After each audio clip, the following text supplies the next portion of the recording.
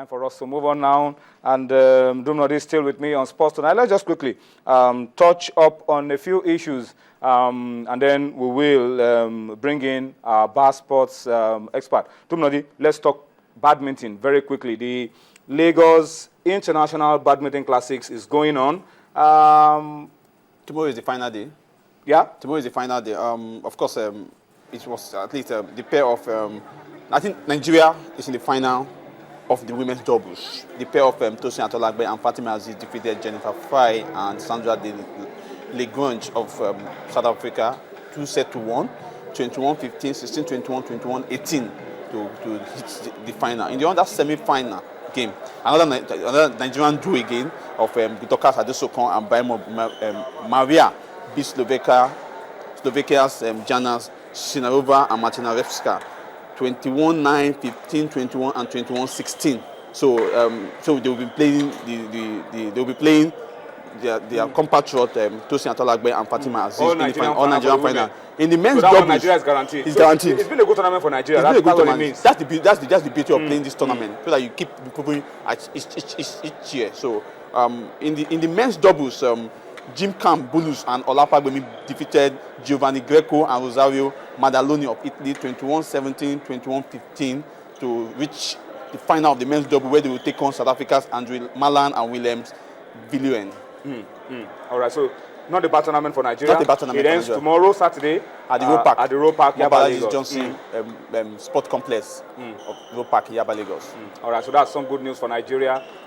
We've been dominant in badminton for a long time, and then we went back a little bit. With tournaments like this, you can be sure that Nigeria will return to those glory days. Let's talk about the women very quickly. Back to football now, and talk about the African Women Championship qualifier. A lot of people do not know that that's the version, the women's version of the Nations Cup. And for a long time, Nigeria won this tournament like it was our personal property. But things are falling apart. We are no longer defending champions. But we look like we are going back. And this weekend, tomorrow, to be precise, at the Ahmadu Bello Stadium, the Super Falcons will be back on duty in Kaduna. First leg against Rwanda was 4-1, so it looks good for Nigeria. Equatorial Guinea will be taking on Cote d'Ivoire. First leg was 1-1. South Africa, check out that scoreline. Comoros, 13-0. The Comoros shouldn't go. No need to go for the second leg. You were beaten at home 13-0. What are you doing for the second leg?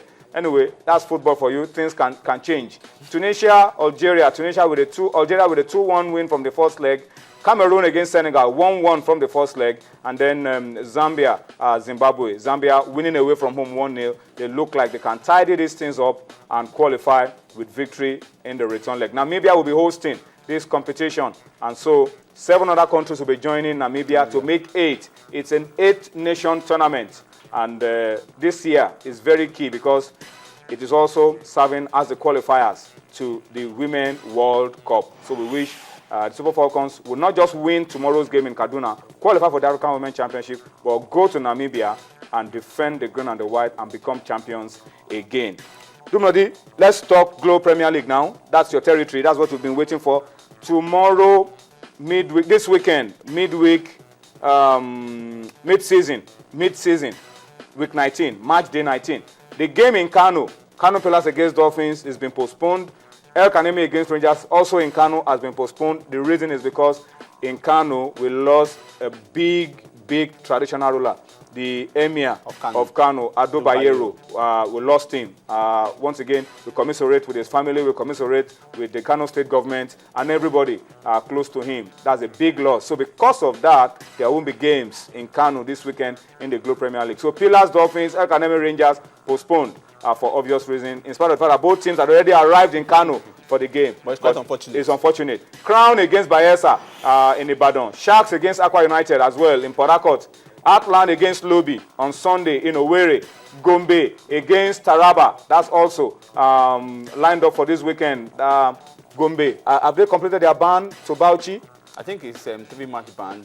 Maybe they have just one more game, and they could be back to Gombe. That's if they've not completed the punishment. Nasarawa, second on the log. A bit fourth on the log now. We'll be taking on Abia Warriors in Lafia. promises to be an exciting game. Nimbe, bottom of the log, will be taking on draw specialist Sunshine Stars of Akure in Omoku.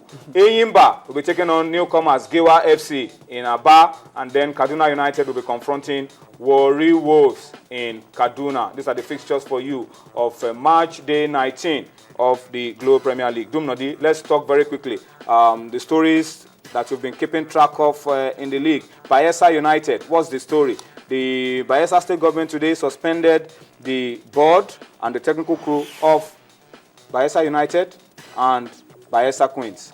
What's the story? Let's just talk about Bayelsa United because they've been struggling. They've been struggling. There are two versions to this story. It's not only Bayelsa United, even Bayelsa Queens too was even affected in this restructuring. The board of Bayelsa United has been dissolved, but the chairman of Bayelsa United still remains.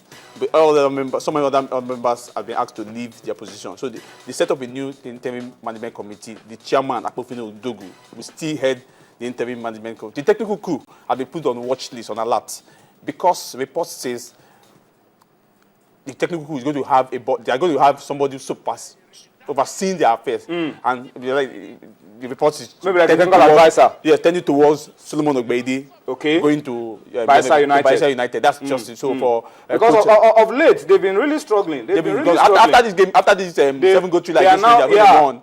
But they lost at home to Abia Warriors, lost at home to Heartland, and they are now flirting with relegation. So it's quite unfortunate. And the way they recruited like Warri Wolves, Eyimba, and Kanopilas for continental football. Yeah, but for continental football. It's not showing. It's not showing. So I think for Coach Richard Abubakar, he has to do something to change the fortune of the club. I don't know how soon that will happen, because they already have someone in mind who will come to be the head of the technical crew, and the man has been an assistant under Ladambo. But that's Bobaga celebrating after the goal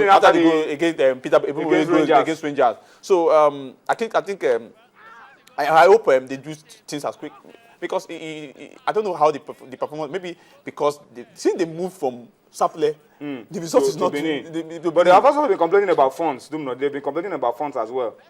They've been complaining about funds. Yeah. I don't know why you have to dissolve. If you complain about funds, have the players been paid? It's a big question. Are they getting enough support from the government? But you know, the person that will be on the firing line is the coach. That's the only way to stay away. That's the only way to stay clear of the problems. That's the way to gloss over the problems of the club.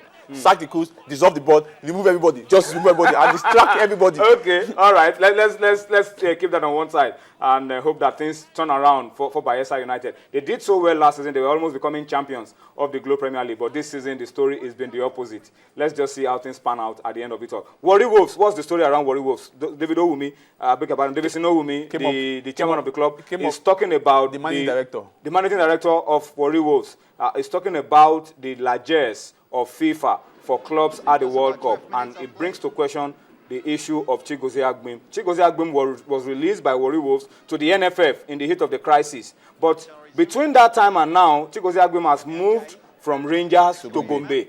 Who gets what comes from FIFA? Gombe United or Warri Wolves? And they say, from the release I got from Warri Wolves, is that Rangers never paid any dime for them. So they released them because they were on the continental assignment in the interest of Nigeria. So what argument do they have with Gombe United for Chigozie Agbim to have left Rangers to Gombe?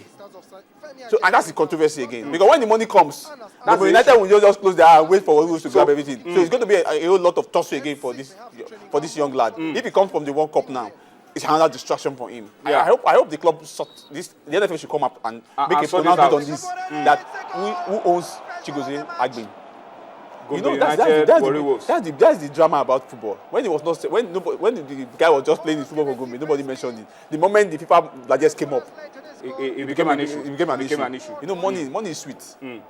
All right, Warri Wolves with all the quality that they have, let's see how this one will be resolved. The case of Chigozie Agbim and the windfall that is coming from FIFA for clubs that have players participating at the 2014 World Cup. Let's close this segment by quickly touching down on the Nigerian National League. The league will also go on break after this round of games. Let me just run through the fixtures so that we can move as quickly as we can. Nigeria National League Division A, Week 18 fixtures. Kogi United against Kwara United. Promises to be an exciting encounter. Niger Tornadoes of Minna against Wiki Tourist.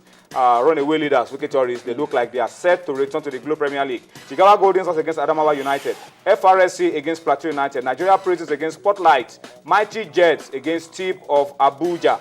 And then you have DSS of Kaduna against Ranchers. That's a derby. Sokoto against Supreme Court as well. These are the fixtures from Division A of the Nigerian National League. In Division B, you have Aqua Starlets against Gabros. You have Insurance of Benin against Prime of Oshogbo. You have Go Round against Abia Warriors. That game was played today. Against Abia Comet. The game was played earlier on today. Before the end of the show, we'll probably get you the results of that game. Stationary Stores will be hosting Gateway as well. COD will be hosting 3SC. That's a massive game on Sunday at the Onikon Stadium. Sunday or Saturday? Sunday. It should be Sunday. Remo against MFM. I will confirm that for you as well. COD 3SC. Either Saturday or Sunday. That's when that game will be played. And then Unisem against Ekiti United. ABS against First Bank of Lagos. These are the fixtures from Division B of the Nigeria National League. Dumnodi, thank you for your time on the show. We need to go on a quick break now. During the break, we'll bring you highlights from the French Open. And then when we return from that break, Joachim and Tunde Ogunshiku will be right here to talk chess and darts on Sports Tonight.